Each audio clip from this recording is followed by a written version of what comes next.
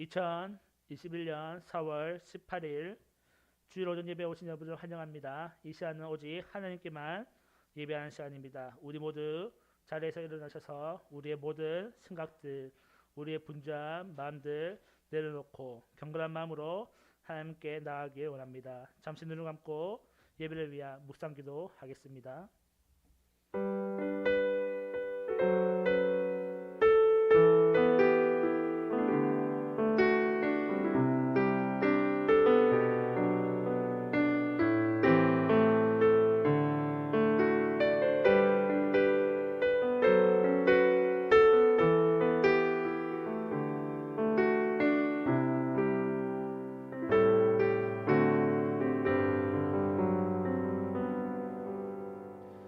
하나님 아버지 감사합니다. 오늘도 주님 앞에 나왔습니다. 우리가 드려지는 모든 예배, 모든 영광 홀로 받아 주옵소서. 그리고 이 예배 시간에 하나님의 은혜가 넘쳐나게 하여 주옵소서. 예수님의 이름으로 기도합니다. 아멘. 우리 모두 함께 하나님께 찬양합시다. 지존하신 주님 이름 앞에 모든 무릎 꿇고 수경례해 거룩하신 주님 보좌 앞에 엎드려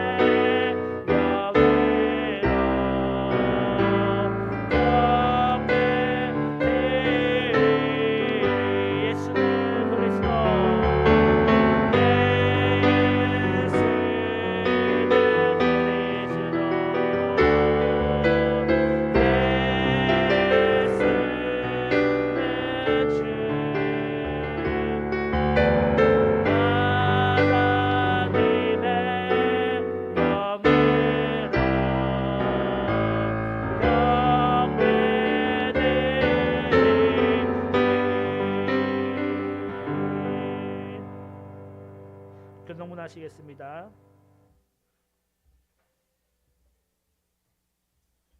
여호와께 그의 이름에 합당한 영광을 돌리며 거룩한 옷을 입고 여호와께 예배할지어다. 우리는 우리의 죄를 씻어버리고 거룩한 마음으로 하나님 앞에서 예배합니다.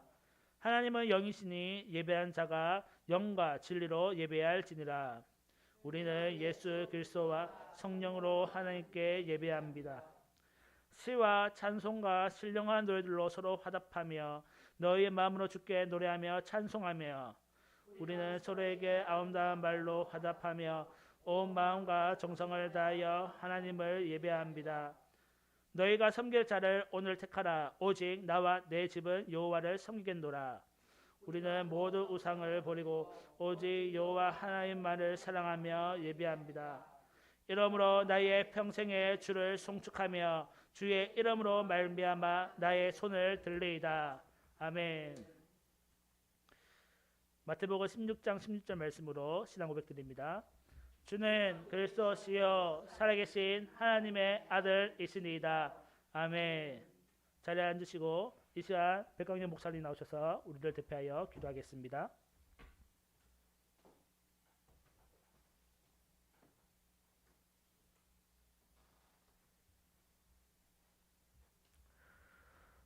만복의 근원이 되시고 인간의 생사하복을 주장하시는 전능하신 아버지 하나님, 크신 사랑과 은혜를 감사합니다. 오늘도 복되고 거룩한 날 허락해 주셔서 아버지 전에 나와서 엎드려 딴 하나님께 경배할 수 있도록 인도하여 주심을 감사를 드립니다. 아버지, 우리가 한 주간 동안 살면서 우리가 실수하고 또 혹시 범죄한 있다면 이 시간도 우리를 아버지 돌아오게 해주시고 주님의 보혈로 아버지 깨끗이 지켜 주시옵소서. 우리가 믿음으로 말씀으로 산다 하면서도 말씀대로 살지 못할 때가 너무도 많고, 아버지 말씀을 순종하며 산다 하면서도 불순종할 때가 너무도 많습니다. 주여 우리의 허물과 죄악을 용서하여 주시옵소서. 우리 마음과 생각으로 지은 죄, 우리 입술로 지은 죄, 우리 행동으로 지은 죄 모든 허물을 이 시간도 주님의 벌로 씻겨주시고 우리가 새로운 마음으로 거룩한 마음으로 하나님께 예배할 수 있도록 인도하여 주시옵소서. 성령 선언을 우리 시간 인자해 주시고 우리 마음을 다스려 주시고 우리 모두 하나가 되어서 하나님께 찬송과 영광을 드리도록 인도하여 주시옵소서. 아버지 이곳에 뜻이 있어서 우리 김해 거리두기를 세우시고 오늘까지 인도하여 주심을 감사합니다. 아버지 한번 우리 교회를 통해서 아버지 큰 영광 받으시고 또 많은 영을 살릴 수 있는 귀한 구례 반주가 되도록 역사하여 주시옵소서. 한번 부흥이 일어나게 역사하여 주시옵소서. 이 김해 지역에 주관하는 영혼을 살릴 수 있는 아버지 놀라운 구원의 반주가 되도록 주님 함께하여 주옵소서. 전도의 문이 활짝 열리게 하시고 아버지 보호의 문이 열리도록 역사하여 주시옵소서. 정말 이 지역에 많은 영혼을 살릴 뿐만 아니라 또 열방을 향해 나가서 아버지 많은 선교 활동을 할 수 있게 해주시고 또 선교사들도 발송하고 선교사를 훈할 수 있는 귀한 교회로 주님께서 축복하여 주시옵소서. 아버지 또 이렇게 코로나19로 말미암아 온 세계가 온 나라가 또 우리 대한민국이 어려움을 겪고 있습니다. 하나님의 아버지 특히 이것이 정직되게 하여 주시고 또 아버지 하나님 이것을 치료하시는 백신이 나와서 아버지 하나님의 속히 이 모든 것이 아버지 해결되고 하나님 이렇게 회복되어서 정상적인 생활과 또 정상적인 예배가 회복되도록 주님 또한 축복하여 주시옵소서. 우리 한국교회를 축복하여 주시고 아버지 서로 회개하고 하나 되는 역사가 있게 하여 주시고 아버지 뜻을 성취할 수 있는 귀한 역사가 있게 인도하여 주시옵소서. 특별히 대통령을 불쌍히 여기시고 아버지께서 지혜와 정을 주시고 이 나라를 잘 다스리게 해주시고 정말 국민을 사랑하고 나라를 사랑하는 마음을 허락하여 주옵소서. 모든 유전자들 위해 주님이 함께 해주시고 특별히 정치자들을 위해 주님이 함께하여 주옵소서. 참으로 나라와 민족을 위해서 일할 수 있게 하여 주시옵소서. 아버지 오늘 또 5만여 교회가 함께 어리석여 예비하오니 아버지 영광을 받아주시고 주의 종들을 붙드시고 오늘 또 말씀을 잘 증거하도록 역사하여 주옵소서. 사랑하는 성도를 지켜주시고 아버지 더욱더 이 시기에 더욱더 기도하게 하시고 말씀과 믿음을 굳게 써서 아버지 승리하도록 인도하여 주옵소서. 아버지 우리 사랑하는 성도 가정마다 주의 은총과 평강이 넘치게 하시고 하는 직장과 사업장 축복하시고 자녀들을 축복하여 주옵소서. 다 자녀들이 아버지 믿음에서 승리하게 하시고 다 쓰임받게 하시고 아버지 형통하도록 주님 인도하여 주시옵소서. 오늘도 주의 말씀을 듣는 귀한 점령을 붙드시고 능력과 건설을 다하여 주시고 오늘도 귀한 말씀이 생명되도록 역사하여 주옵소서. 우리 듣는 신들 마음을 열게 하시고 다 아멘을 하도록 인도하여 주시고 역사하여 주시고 아버지를 또 영광을 받아 주시옵소서. 주께 부탁드리옵고 우리 주 예수 그리스도의 이름으로 기도드리옵나이다. 아멘.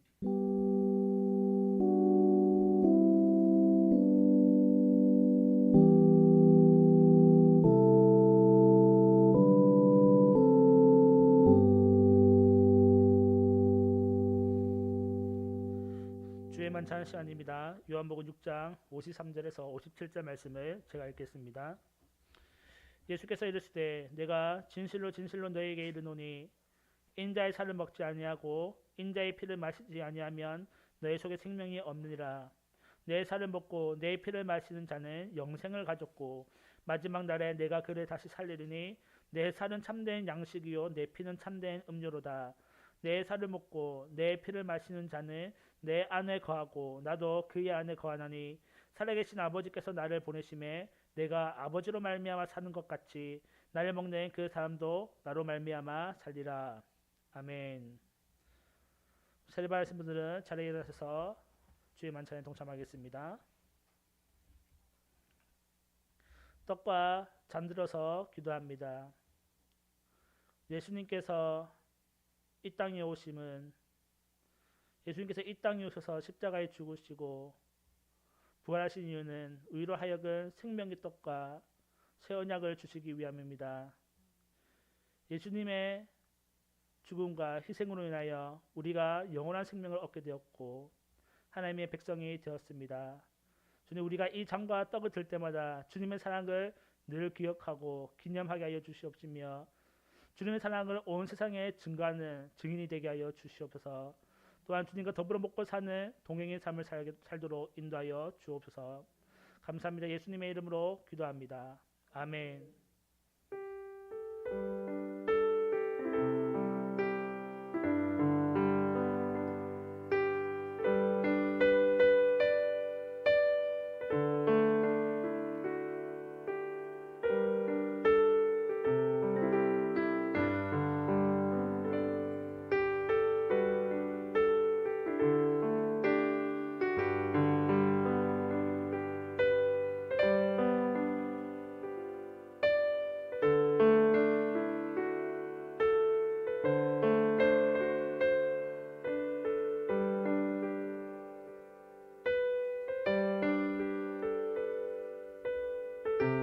찬송가 270장입니다.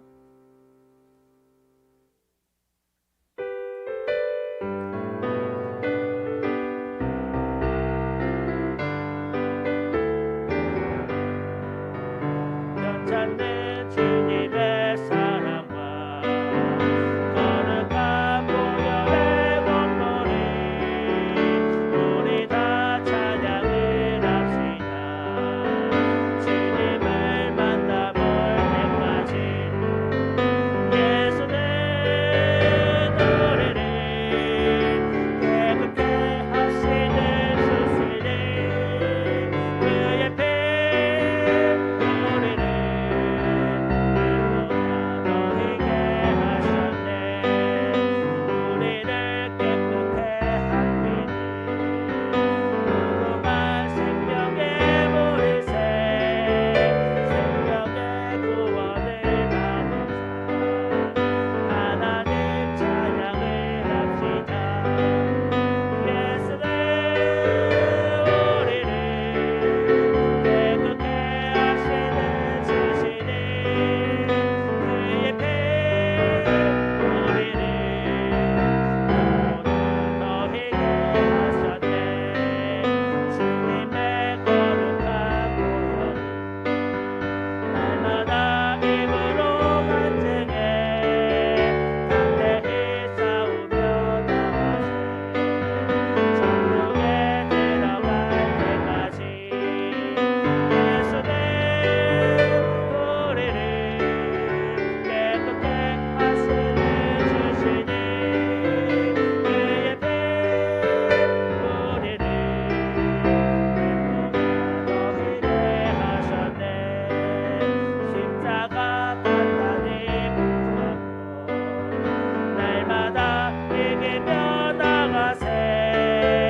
머리에 멸류관 쓰고서 주 앞에 찬양할 때까지 예수는 우리를 깨끗게 하시는 주시니 그의 피 우리를 눈보다 너희게 하셨네.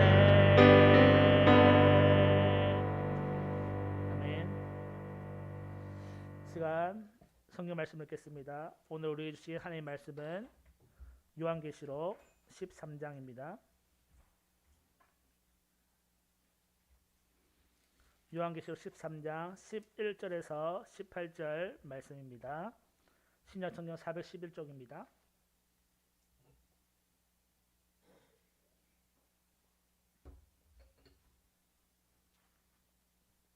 찾으셨으면 한 절씩 읽겠습니다. 제가 먼저 읽습니다. 내가 봄에 또 다른 짐승이 땅에서 올라오니 어린 양 같이 두 뿔이 있고 용처럼 말을 하더라. 모든 권세를 그 앞에서 행하고 땅과 땅에 사는 자들을 처음 짐승에게 경배하게 하니 곧 죽게 되었던 상처가 나은 자니라. 큰 이적을 행하되 심지어 사람들 앞에서 불이 하늘로부터 땅에 내려오게 하고 짐승 앞에서 받은 바 이적을 행함으로 땅에 거하는 자들을 미혹하며 땅에 거하는 자들에게 이르기를 칼에 상하였다가 살아난 짐승을 위하여 우상을 만들라 하더라. 그가 권세를 받아 그 짐승의 우상에게 생기를 주어 그 짐승의 우상으로 말하게 하고 또 짐승의 우상에게 경배하지 아니한 자는 몇이든지 다 죽이게 하더라. 그가 모든 자 곧 작은 자나 큰 자나 부자나 가난한 자나 자유인이나 종들에게 그 오른손이나 이마에 표를 받게 하고 누구든지 이 표를 가진 자 외에는 매매를 못하게 하니 이 표는 곧 짐승의 이름이나 그 이름의 수라. 지혜가 여기 있으니 총명한 자는 그 짐승의 수를 세어보라. 그것은 사람의 수니 그의 수는 666이니라. 아멘. 오늘 말씀의 제목은 땅에서 나온 짐승입니다. 요한계시록 13장에서는 두 마리의 짐승에 대해서 소개하고 있습니다. 첫 번째는 저희가 저번 주에 살펴보았던 바다에서 나온 짐승입니다. 그 짐승은 용으로부터 큰 능력과 권세를 받았고 그의 머리 하나가 죽게 된 것 같이 되었지만 다시 상처가 나아서 마치 부활한 것처럼 모습을 보여주기도 했고 또 그 짐승은 신성을 모독했고 또 하늘에 사는 자들을 비방하였습니다. 그리고 성도들과 싸워서 이기는 권한까지 받았습니다. 이 모습을 볼 때 참 이 첫 번째 짐승이 참 두렵고 무서운 존재로 그리고 강력한 존재로 나타났다는 것을 보여주고 있는데 이어서 또 11절에 보니까 오늘 읽은 본문에 보면 두 번째 짐승이 올라옵니다. 이 짐승은 바다가 아니라 땅에서 올라온 짐승이라고 이제 표현하고 있습니다. 그리고 11절에 보니까 그 모습에 대해서 가르쳐주고 있는데 어린 양 같이 두 뿔이 있고 용처럼 말을 하였다라고 표현을 하고 있습니다. 이 어린 양이라는 단어는 우리가 잘 알다시피 예수님을 지칭하는 말인데요.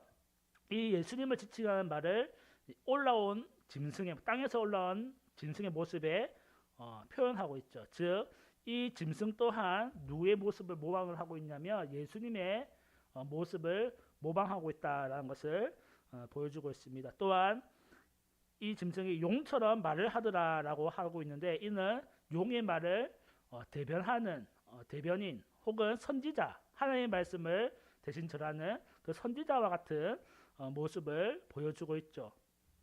이 용처럼 말을 한다는 이 표현 또한 예수님을 모방하는 표현인데 요한복음에 보면 1장 1절에 보면 태초에 말씀이 계시니라라고 시작을 하거든요. 이 말씀이 누구냐? 바로 예수님이라는 거죠. 즉 이 말씀으로 오신 예수님을 이 땅에서 나온 짐승을 역시 모방을 하고 있다라는 것을 보여주고 있습니다. 12절에 보면 이 두 번째 짐승의 역할이 있는데 이 땅에 있는 자들, 즉 예수님을 믿지 아니하는 사람들, 이 땅에 거하는 자들을 어떻게 해요? 처음 짐승, 그러니까 바다에서 나온 짐승에게 경배하게 한다. 즉 이 두 번째 짐승이 첫 번째 짐승에게 경배하도록 유도를 하는 역할을 하고 있다는 것을 보여주고 있습니다. 이를 통해서 학자들이 그 당시 로마 시대 때 사도 요한의 시대 때 로마 황제가 첫 번째 짐승이라고 한다면 이 두 번째 짐승은 이 황제를 숭배하도록 유도하게 하는 어떠한 제사장, 황제 숭배 의식을 진행하는 그런 제사장의 모습이 아닌가라고 추측을 하고 있습니다. 어쨌든 이 짐승의 주된 역할이 있는데 이들에게 가장 주된 역할은 뭐냐면 경배를 받는 거라는 거예요. 우리의 경배 대상은 누구입니까? 오직 하나님 한 분밖에 없는데 이 짐승의 역할은 그 경배를 하나님이 아닌 자기가 받는 것, 이것이 주된 목적이라는 거예요. 그래서 자기가 경배를 받기 위해서 뭘 합니까? 13절에 보니까 큰 이적을 행해요. 큰 이적을 행하고 또 하늘로부터 불이 떨어지는 그런 능력도 발휘하게 되고요. 14절에 보니까 또 죽었다가 살아나게, 그러니까 칼에 상하였다가 살아난 짐승, 이게 첫 번째 짐승이었죠. 죽었다가 살아나기도 하고 그리고 15절에 보니까 우상을 만들려고 했는데 그 우상에게 생기를 불어넣었다. 뭐예요? 마치 하나님이 인간을 창조한 그러한 모습을 모방해서 이 우상을 만들라 했더니 우상에게 생기를 주어서 그 우상이 말도 하고 하게 하는 그런 엄청난 능력들을 보여주고 있습니다. 그들이 왜 이런 엄청난 능력을 보여주고 있느냐? 목적은 한 가지입니다. 온 땅에 있는 사람들로 하여금 누구를 경배하기 위해서? 짐승인 자기 자신을 경배하게 하기 위해서 이 엄청난 능력, 화려한 기술들을 보여주고 있다는 것입니다. 마치 자기가 하나님이 듣냐, 마치 자기가 부활한 예수님인 듯한 그러한 뉘앙스를 풍기면서 하나님이 아닌 자기 자신, 짐승을 경배하도록 그렇게 온갖 교묘한 수를 쓰고 있다는 것이지요. 특별히 이 짐승의 우상이 말하는 거 이거 보면 와 놀랍다라고 여길 수 있지만은 실제 당시 요한의 시대의 사람들은 이것이 별로 이상한 일이 아니었다고 합니다. 왜냐하면 이교 제사장들이 몇 가지 의식을 행하면서 조각상들을 움직이게 만들었다는 거예요. 움직이게 해서 말을 하게 한다든지 기계를 이용해서 뭐 입에서 불이 나오게 한다든지 이러한 이적을 보여주는 공연 같은 것을 많이 했다는 이제 문헌들이 이제 나오고 있거든요. 그러니까 이러한 모습들이 처음 본 우리의 보는 와 신기하다고 볼 수 있지만은 그 당시 사람들에 있어서는 조각상이 움직이고 하는 것이 별로 놀라운 일은 아니었다는 거죠. 어쩌면 요한의 시대에 이 사람들이 이것을 딱 볼 때에 로마 황제가 우리를 미혹하게 하려는구나라는 것을 깨닫게 되었다는 거죠. 그러므로 믿는 사람들은 어떻게 행동할 수 있을까요? 우리가 정신을 바짝 차려야 한다. 저곳에 미혹되어서는 안 된다라는 그러한 경각심을 주었을 것입니다. 16절에 보면 이 짐승이 모든 자들, 즉 큰 자나 부자나 가난한 자나 자유나 종들이나 모든 남녀 여소 빈부를 막론하지 않고 모든 사람들에게 표를 줍니다. 이마나 오른손에 이 표를 주는데 이 표를 가진 자 외에는 이제 매매를 하지 못하게, 그러니까 물건을 사고 물건을 팔고 하는 역할을 못하게 했다라고 하고 있습니다. 그래서 이제 우리가 살아갈 때는 반드시 매매 활동을 해야 되는데 물건을 사거나 물건을 팔거나 해야 우리가 먹고 살 수가 있는데 이것을 하지 못하면 결국 우리가 굶주려 죽게 되지 않습니까? 그래서 이렇게 매매를 하지 못하도록 하고 있는데 이것 때문에 우리가 만약에 이 표를 받게 된다면 어떻게 됩니까? 우리는 하나님의 심판을 피할 수 없게 된다는 것입니다. 여기서 중요한 단서가 있는데 요한계시록 2장 12절을 보면 버가모 교회에 대한 이야기가 나옵니다. 제가 했죠. 버가모 교회에 어떤 예수님께서 책망을 하시는데 어떤 책망을 하시냐면 이 우상의 제물을 먹었다라는 것에 대해서 책망을 하십니다. 그러면서 제가 그때 설교할 때에 어떻게 설명을 했냐면 당시에 상인들은 서로 연합을 만들어서 상업 활동을 했다. 그래서 이 상인들이 연합 활동을 할 때 그들의 모임이 있었는데 모일 때에 뭐였어요? 우상신에게 예배를 하고 그 우상 제물을 먹는 것, 식사를 하는 것이 포함이 되어 있었다. 만약 이러한 상인들의 모임에 참석하지 않는다면 그들은 상업 활동에 있어서 큰 제재를 받게 되었다라고 제가 설명을 하고 있었습니다. 그러니까 생계를 유지하기 위해서는 어떻게 해요? 그 상업 모임에 들어가야 되고 그렇게 되면 우상에게 예배를 해야 되고 그렇게 되고 우상의 제물을 먹을 수밖에 없었다라는 것이지요.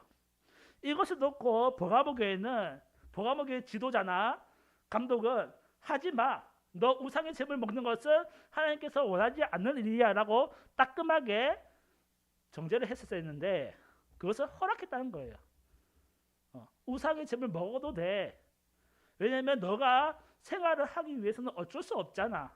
괜찮아 라고 타협을 받다는 것이죠. 거기에 대해서 예수님께서 책망을 하고 계신 거예요. 우상의 재물을 먹지 말라. 이 표가 없으면 매매를 하지 못한다. 라는 것과 이어질 수 있는 것이지요. 그렇다면 우리는 어떻게 됩니까? 매매 활동을 하지 못하면 굶어 죽을 수밖에 없고, 매매 활동을 하자니 하나님을 저버리는 행위가 되고, 그럼 우리는 어떻게 해야 되느냐? 이런 고민과 갈등 속에 놓일 수밖에 없습니다. 하지만 우리가 매매 활동을 하지 못해서 생계를 유지하지 못한다 하더라도 하나님은 믿는 자들을 어떠한 방식으로든 먹여 살리신다는 것입니다. 그것을 믿을 때에 우리가 우상의 제물을 거절할 수 있는 것이지요. 우리가 읽지 않았지만 앞으로 살펴볼 것이지만 요한계시록 14장 9절에서 11절은 이렇게 기록을 하고 있습니다. 또 다른 천사 곧 셋째가 그 뒤를 따라 큰 음성으로 이르되 만일 누구든지 짐승과 그의 우상에게 경배하고 이마에나 손에 표를 받으면 그도 하나님의 진노의 포도주를 마시리니 그 진노의 잔에 섞인 것이 없이 부은 포도주라. 거룩한 천사들 앞과 어린 양 앞에서 불과 유황으로 고난을 받으리니. 그 11절 후반절에는 그의 이름표를 받은 자는 누구든지 받다심을 얻지 못하리라 라고 기록을 하고 있습니다.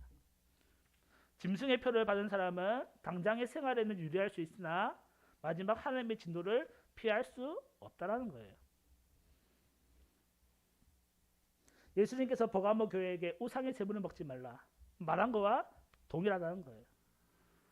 우리의 생활을 위해서 우리가 어쩌면 타협하고 있는 부분이 있을 수 있다는 거예요.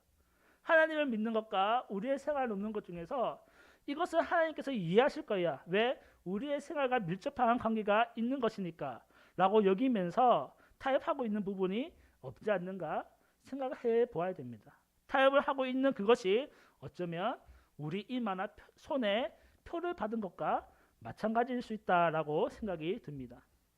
18절의 마지막 절인데요. 이 표에 대한 정체를 알려주고 있습니다. 사도 요한이요. 새 번역을 읽으면 이렇게 번역을 하고 있습니다. 새 번역입니다. 여기에 지혜가 필요합니다. 지각이 있는 사람은 그 짐승을 상징하는 숫자를 세어보십시오. 그 수는 어떤 사람을 가리키는데 그 수는 666입니다. 라고 얘기하고 있습니다. 사도 요한이 이 요한계시록을 읽는 독자에게 요청을 하고 있는 거예요. 이 숫자를 세어보십시오 라고 요구하고 있는 거예요. 누구에게요? 지각이 있는 사람, 지혜가 있는 사람은 이 숫자를 세어보십시오. 이 수는 어떤 사람을 가리키는데 그 숫자가 666입니다. 이 구절 때문에 많은 학자들이, 많은 지혜 있는 사람들이 666이 무엇이냐 라는, 누구를 가리키는 거냐, 어떤 사람의 수를 가리킨다는데 누구냐 도대체 이 사람이 연구를 했죠. 특히 이 게마트리아라는 방법을 통해서 연구를 하고 있습니다. 게마트리아는 무엇이냐면 숫자를 히브리어로 바꾸어서 암호화하는 게 게마트리아입니다. 그래서 666이라는 숫자를 뭘로 바꿀 수 있다는 거예요? 다시 말하면 히브리어로 바꿀 수 있다는 거예요. 그 히브리어를 읽으면 666의 정체가 무엇인지 알 수 있다라는 것이지요.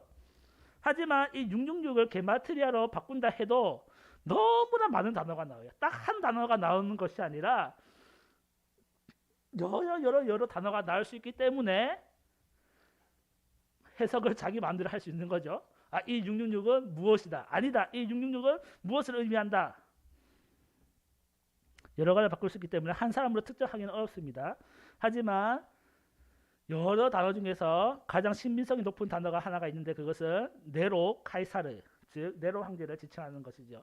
네로 카이사르를 히브리어로 해서 조합하면 666이 됩니다.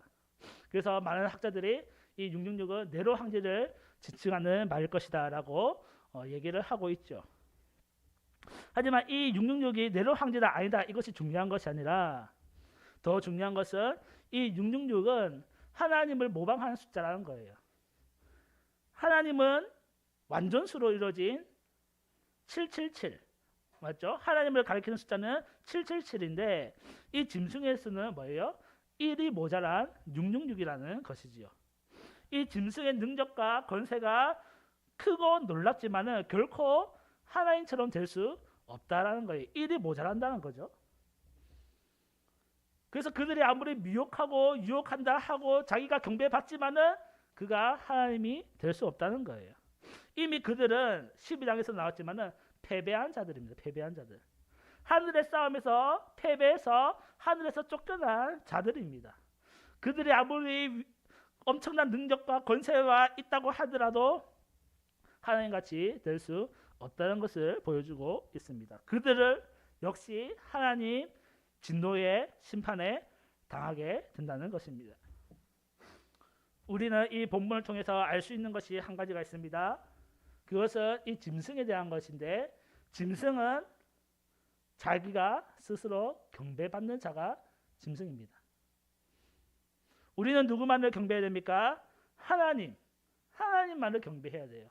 삼위일체 되신 하나님, 예수님, 성령님만을 우리가 경배의 대상으로 삼아야 하는 것입니다. 하지만 이 하나님이 아닌 다른 어떤 것을 경배하도록 요구한다면 그것은 짐승이 된다는 것입니다.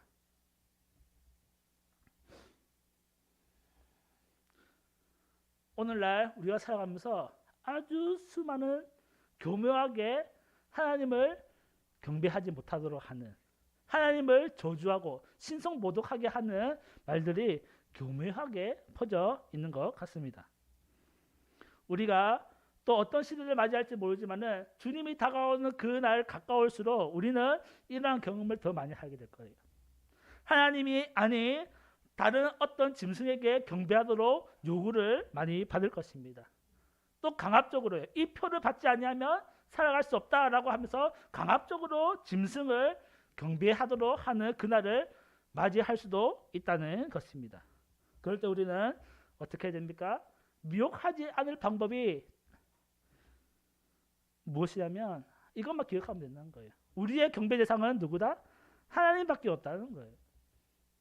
우리의 경배 대상은 하나님, 예수님, 성령님, 이 삼위일체 하나님밖에 없다는 것입니다. 그리고 또 하나, 우리의 구원은 누구밖에 없다는 거예요? 예수 그리스도밖에 없다는 거예요. 이것 외에 다른 이야기를 하는 것은 짐승이라는 겁니다. 하나님을 경배하지 아니하고 다른 것을 경배하게 하거나 예수 그리스도 외에 다른 방법으로 구원이 있다라고 얘기하는 것, 그것은 짐승의 얘기라는 거예요. 우리는 명확하게 기억해야 됩니다.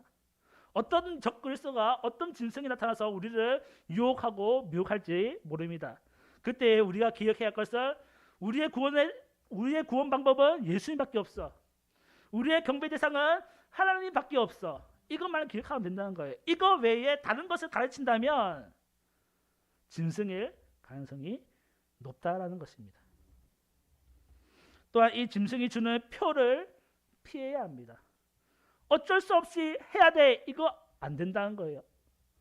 버가모 교회도 그 성도들도 자기의 생계를 위해서 어쩔 수 없이 우상의 제물을 먹었을 거예요. 왜? 그렇게 안 하면 상인연합의 길드 활동을 할 수가 없으니까요. 그런데 예수님은 그것을 단호하게 책망하셨다는 거예요. 우상의 제물을 먹지 말라라고 말씀하셨다는 거예요. 어쩌면 우리가 이 표가 없으면 매매 활동을 하지 못하고 경제 상황이 곤란할 수도 있는 상황이 올 수도 있을 수도 있습니다. 그럴지라도 우리는 이 표를 받아서는 안 돼요. 왜? 하나님의 백성은 이미 하나님의 인을 이마에 받았거든요. 하나님의 인침을 받은 우리인데 어떻게 짐승의 인을 다시 받겠습니까? 받을 수가 없다는 거예요. 우리는 이미 이마에 하나님의 인을 받은 존재이기 때문에 표를 받을 수가 없습니다. 하나님은 이 인을 받은 자들을 결코 내버려 두시지 않는다는 거예요. 표를 받지 못해서 생계를 못하더라도 하나님께서는 어떠한 방법으로 우리를 지키시고 보호하시고 인도하신다는 거예요. 요한계시록 13장만 보면요, 앞뒤를 안 보고 13장만 보면 너무 무서워요. 짐승 2마리가 나와서 성도들을 잡아 죽이고 이긴다라고 기록을 하고 있습니다. 마치 하나님의 보호하심을 못 받는 것처럼 13장에서 기록하고 있는데 그렇지 않잖아요. 우리가 요한복음 1장에서부터 살펴보았잖아요. 하나님의 인침을 받은 모든 백성은 보호하심을 받는다라는 것을 우리가 살펴보았잖아요.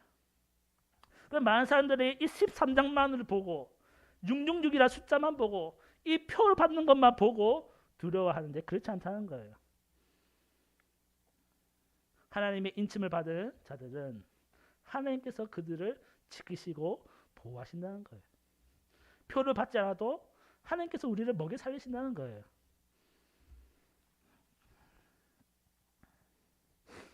언제 어떠한 상황이 언제 이러한 상황을 맞이할지 우리는 알 수 없습니다. 어쩌면 알게 모르게 우리가 지금 이 상황을 당하고 있는데 우리가 지혜가 부족해서 분별력이 부족해서 모를 수도 있을 수도 있습니다. 18절에 사도 요한이 이렇게 얘기하고 있습니다. 지혜가 여기 있으니 총명한 자는 그 짐승의 수를 세어봐라. 지혜가 있어야, 분별할 수 있는 지혜가 있어야 그 짐승을 파악할 수 있는 거예요. 지혜가 없는 사람은, 하나님의 지혜가 없는 사람은 이게 짐승인지 아닌지 구별하지 못하고 유혹되고 미혹되는 거예요. 제가 말씀드릴 거는 단 한 가지만 기억하자는 거예요. 우리의 경배 대상은 하나님밖에 없다. 그리고 우리의 구원은 예수 그리스도밖에 없다. 딴 건 다 잊어버려도 이것만 기억한다면 우리는 짐승에게 경배 안 할 수 있습니다. 왜? 우리의 경배 대상은 하나님밖에 없기 때문입니다.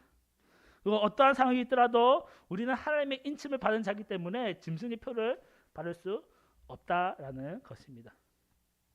이것을 기억하면서 우리가 어떠한 사탄의 유혹, 어떠한 미혹이 오더라도 끝까지 하나님만을 믿고 하나님만을 경배할 수 있는 우리 김해교회 성도가 되어야 할 것입니다.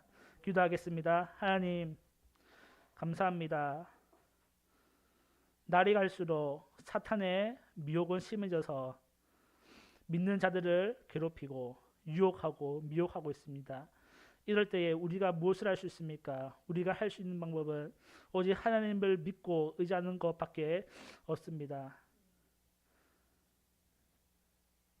주님, 우리는 얼마나 하나님을 의지하고 있습니까? 우리는 얼마나 분별력이 있습니까? 주님, 지혜를 다하여 주셔서 어떠한 사탄의 유혹에 넘어가지 않도록 하여 주십시고 어떠한 짐승의 경배에 우리가 굴복하지 않도록 하여 주시옵소서. 우리는 오직 하나님만을 경배하며 하나님만을 찬양하며 오직 유일한 구원자 되신 예수님만을 바라보며 나아가게 하여 주옵소서. 감사합니다. 예수님의 이름으로 기도합니다. 아멘.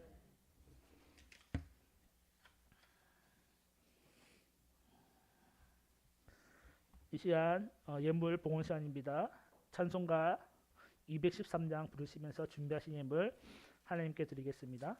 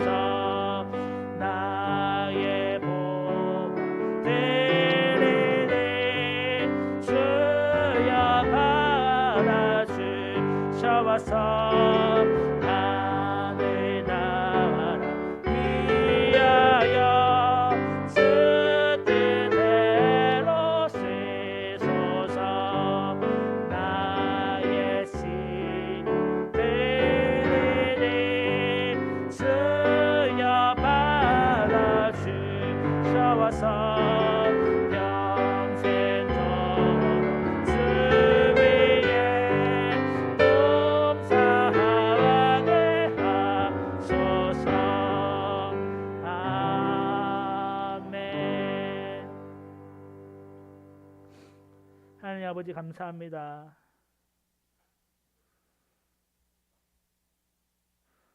우리를 위하여 대신 십자가에 지시고 우리에게 영원한 생명을 주신 주님의 그 사랑을 우리가 기억합니다. 하나님 그 사랑에 감사하여서 우리가 또한 빈손으로 나오지 아니하고 귀한 예물을 드렸습니다. 우리의 예물을 받아주시옵소서. 또한 이 예물을 드려지면 이 모든 것들이 나의 것이 아닌 하나님의 것이라는 우리의 신앙의 고백입니다. 우리의 마음을 받아주시옵소서. 주님 이 예물을 드린 모든 자들에게 하나님 은혜를 더해 주셔서 마지막 그 날까지 하나님을 저버리지 않는 믿음을 더하여 주시옵시고 그리고 날마다 하나님만을 경배하며 주님의 주시는 구원을 기뻐하며 살아갈 수 있도록 인도하여 주시옵소서. 또한 이 예물 드린 모든 자들에게 물질의 은혜도 더하여 주셔서 우리 사는 것에 부족함이 없도록 채워 주시옵시며 또 무엇보다 이 물질이 하나님 나라의 복음을 위해서 쓰여질 수 있도록 인도하여 주옵소서. 또한 각자의 자리에서 섬겼던 섬김의 손길도 있습니다. 기억하여 주시옵시며 동일한 은혜를 내려 주시옵소서. 감사합니다. 예수님의 이름으로 기도합니다. 아멘. 강보 시간입니다. 주보 뒤에 있는 소식지를 참고해 주시기 바랍니다. 교회 부흥과 선교적 사명을 위해서 기도해 주시기 바랍니다. 코로나19가 종식될 수 있도록 기도해 주시길 바라겠습니다. 또 선교지 기도 제목 있습니다. 우리 보시고 기도해 주시면 감사했고 또 무엇보다 미얀마 나라를 위해서 기도해 주시길 바랍니다. 제가 또 연락을 받기로는 그 어려운 상황 속에서도 또 세례를 받으신 분이 있다라고 연락을 들었습니다. 그래서 계속해서 복음이 어려운 상황이지만 복음은 계속 전해지고 있다라는 것을 기억하시고 계속해서 기도해 주시면 감사하겠습니다. 다른 광고 있으십니까? 다른 광고 없으시면 우리 자리에 일어나셔서 찬송가 382장 부르시겠습니다. 부르신 후에 목사님께서 기도해 주시겠습니다.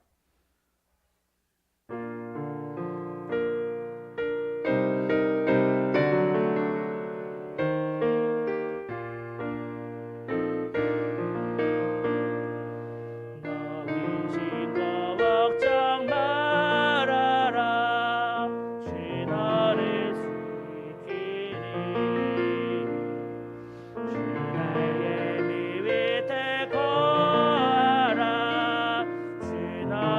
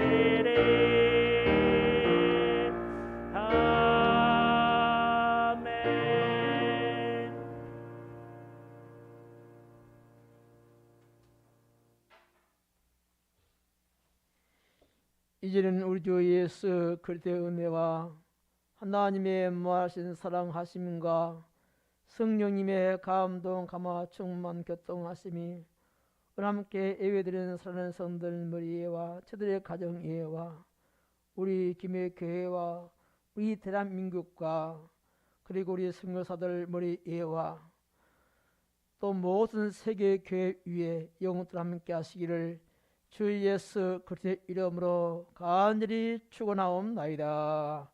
아멘.